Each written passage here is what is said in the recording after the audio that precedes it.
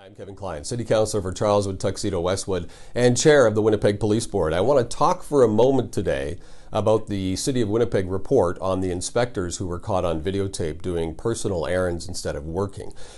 Obviously, you've heard of this videotape. We learned yesterday that 8 employees were terminated, 7 employees received suspensions, and 4 employees received written reprimands. Now, I'm very pleased that we're moving forward with reprimands of the staff. However, I have to be honest with you and tell you what I told the media.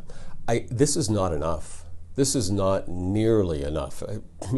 Being somebody who spent several years in the private sector, I'm very, very disappointed that 5 months of investigating brought us to this conclusion. It is not enough. I learned yesterday that, as far as we know, no managers or supervisors were terminated.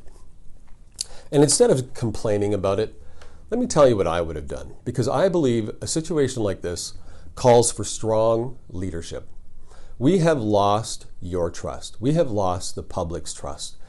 And we need strong leadership to gain back your trust. So I would have simultaneously launched an investigation into every manager within that department at every level. That's every supervisor, every mid-level manager, and so on, all the way up to the director.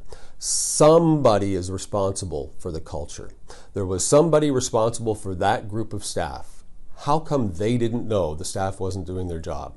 How come there was no checks and balances? And if there were, why weren't they being checked off? Why is there no accountability? How did that manager go on and on and on for years, really, and not know this stuff was happening? And what manager was in charge of that manager? And what manager was in charge of that manager that was in charge of that manager? Who is checking all of the information and all of the data that's coming in to ensure that the job is getting done? That's what we have to find out, because it starts at the top.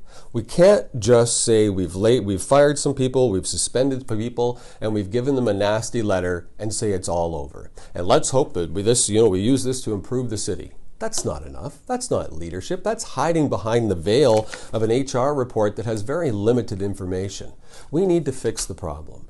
We need a zero-based budget review. If we have a zero-based budget review, we could go into that department right now and find out where all the resources are allocated and determine why some permits get out in 3 months, 6 months, or 12 months, and where the resources are allocated. We could have seen that we have this number of inspectors, but we're not really getting any inspections done. Why is that? We could look into that. We could maybe allocate some more resources to the permit department, because that's our problem.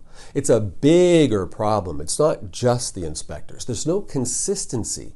We have to fix the issue at the core. So we need to do a deep dive, and we need to start from the top and work our way down. And I'm hoping that my council colleagues would join me in standing up for you and calling for a zero-based budget review, and starting immediately with the Property Planning and Development Department. What have we got to lose? At this point, after that report and seeing the money that is lost and wasted, I cannot support Mayor Bowman or Councillor Gillingham's 4 or 5 year budget. How can we?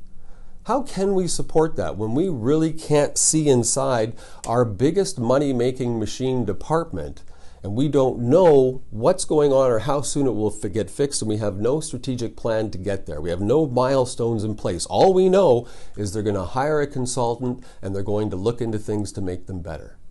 That's not enough. You deserve more.